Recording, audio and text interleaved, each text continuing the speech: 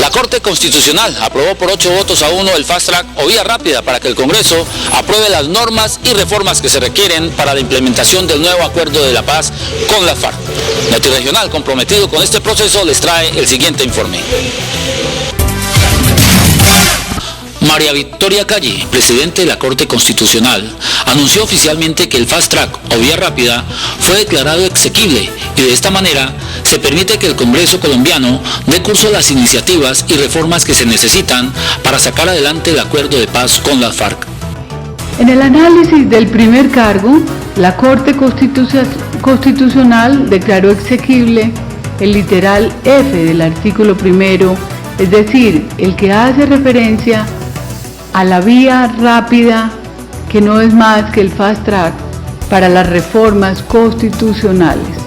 Explicó que este artículo no sustituye la Constitución actual en lo que tiene que ver con sus cláusulas de reforma y su resistencia frente a coyunturas políticas, pues primero tiene como objetivo lograr la paz o la cesación de un conflicto armado, lo que representa un fin imperioso dentro de nuestra Constitución.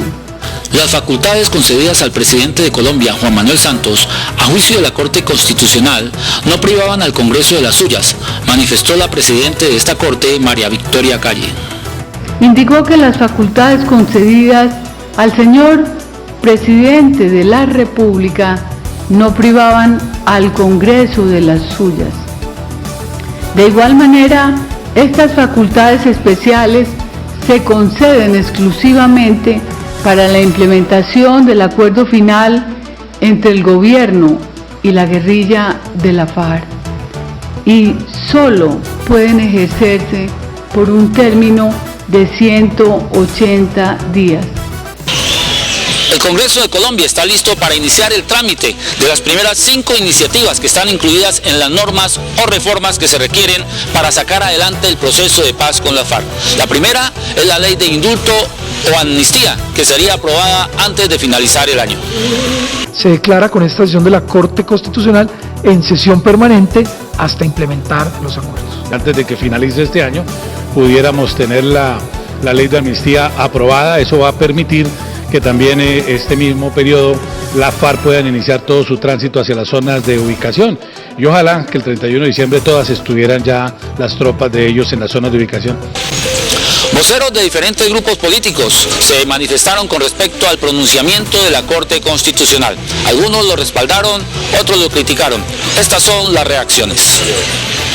Muchísimo que la Honorable Corte Constitucional no hubiese vuelto por los cauces ordinarios institucionales en medio de este desvertebramiento del orden jurídico que está propiciando el propio jefe del Estado para complacer a los criminales de la FARC. Otros movimientos políticos reiteraron que la Corte Constitucional le dio un espaldarazo al proceso de paz. Yo tenía reparos, pero si uno habla de institucionalidad, lo primero es respetar ese fallo y acatarlo. Lo celebro como colombiana, como ciudadana, que podamos ser la generación que finalmente va a poder poner fin a este conflicto, al último conflicto armado de todo este hemisferio occidental. Fast Track significa que los proyectos de ley que van a implementar los acuerdos de paz son únicamente de iniciativa del gobierno nacional. 1. 2. Fast Track significa que no se pueden modificar esos proyectos de ley de acto legislativo en el Congreso de la República. Las comisiones primeras de Senado y Cámara se aprestan a analizar los primeros proyectos. El fiscal general dijo que la ley de amnistía es muy importante y que se debe esperar cuál será el papel del ente investigador. Es muy importante que haya una definición, entre otras cosas, para definir las propias competencias de la Fiscalía General de la Nación.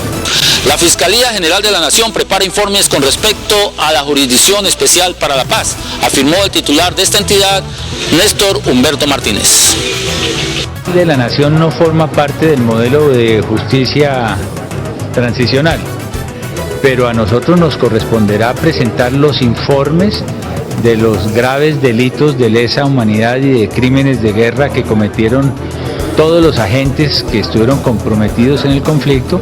Él presentar 25 informes en la oportunidad correspondiente para que la Justicia Especial para la Paz pueda avanzar y no haya impunidad. El presidente de Colombia, luego de recibir el doctorado honoris causa en economía en España, afirmó que la paz en Colombia es un ejemplo a seguir. En el mundo convulsionado que vivimos, el fin del conflicto interno en mi país, la paz de Colombia, es una buena noticia, es un faro de esperanza. Tengo la certeza de que lo que logramos en materia de justicia, esa justicia especial, esa justicia transicional que hace posible que una sociedad transite de la guerra a la paz, será uno de los mayores legados del proceso colombiano para el mundo. Por considerarlo de interés público, Notirregional les presenta un balance de los diferentes esfuerzos que han realizado presidentes de la República por conseguir la paz en nuestro país.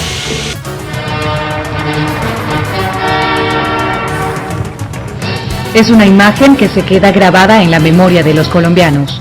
Es el 7 de enero de 1999 y el entonces presidente Andrés Pastrana, sentado en la mesa de negociación, espera la llegada del comandante supremo de las FARC para iniciar unos diálogos de paz. La silla se quedó vacía. El jefe guerrillero nunca llegó. Fue el principio de un proceso de paz que terminó en el fracaso y agudizó la profunda crisis de seguridad en que se encontraba Colombia. 3 años después, en una ceremonia enmarcada por morteros lanzados por la guerrilla contra el Palacio Presidencial, se inaugura un nuevo presidente, Álvaro Uribe Vélez. ¡A esos bandidos les llegó la hora de la derrota! Uribe prometió mano dura frente a las FARC. Con apoyo de Estados Unidos, cumplió su promesa. Juan Manuel Santos fue ministro de Defensa de Uribe y su sucesor elegido. Ganó con ventaja las elecciones del 2010, prometiendo seguir sus duras políticas contra la guerrilla. Los negociadores del gobierno y las FARC se reúnen en La Habana, Cuba. Pero acabar con el conflicto colombiano no será cosa fácil. Las FARC nacieron en los años 60 de organizaciones campesinas con ideales marxistas.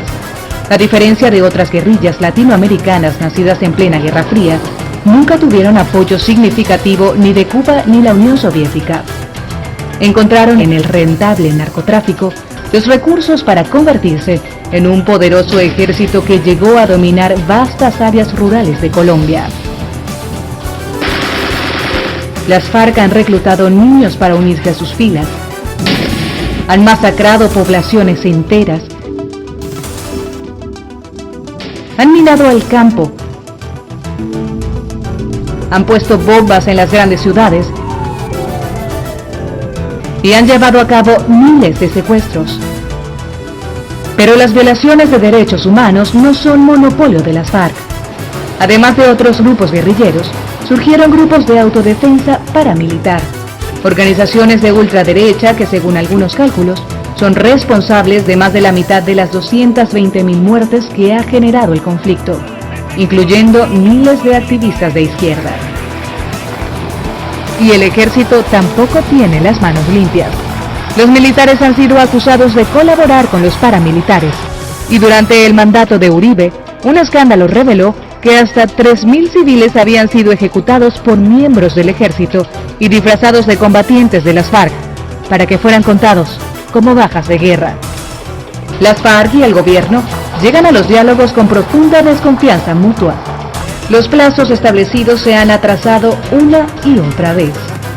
El secuestro de un general por parte de la guerrilla casi descarrila el proceso.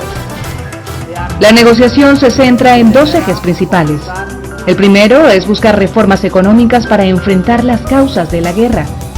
Ya ambos bandos se pusieron de acuerdo en un ambicioso programa de desarrollo agrario. El segundo tema son las condiciones para la participación política de la guerrilla, que es una de sus principales motivaciones para negociar. Pero es ese precisamente uno de los puntos más difíciles de aceptar para los que se oponen a los diálogos, liderados por el expresidente Uribe. Le dan impunidad a un grupo, aparece otro, y Colombia no saldrá de la violencia. En abril, miles de colombianos salieron a marchar en protesta contra el proceso de paz. Las encuestas más recientes muestran que casi 40% de la población está en contra de las negociaciones. Aun si el gobierno y las FARC logran superar su desconfianza mutua y a la oposición política, un acuerdo de paz sería solo el principio de un largo proceso. ¿Cumplirán los combatientes de las FARC las promesas que hagan sus líderes en la mesa de negociación? ¿Cómo enfrentaría la democracia colombiana la presencia de un nuevo grupo político con ideas tan radicales? En medio de una crisis fiscal que se extiende por toda América Latina, ¿cómo financiará el gobierno las costosas reformas que promete un acuerdo? Las respuestas a estas preguntas determinarán si este proceso de paz se convertirá en un ejemplo para el mundo entero o un capítulo más para la negra historia de la guerra en Colombia. Noti Regional, el auténtico informativo de la región. Periodismo de verdad. Somos la diferencia.